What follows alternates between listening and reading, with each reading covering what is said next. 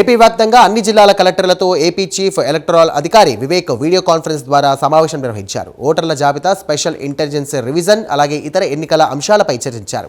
Booth level అధికారులకు శిక్షణ కార్యక్రమాలు, సర్ జాబితా మ్యాపింగ్, BLOలకు ఐటీ కార్డు పంపిణీ వంటి అంశాలపై జిల్లా కలెక్టర్లతో చర్చించారు. కాకినాడ జిల్లాలో ఓటర్ల జాబితా, స్పెషల్ ఇంటెన్సీ రివిజన్ కార్యకలాపాల సజావుగా జరిగేలా చర్యలు చేపట్టాలని జిల్లా కలెక్టర్ షణ్మోహన్ తెలియజేశారు.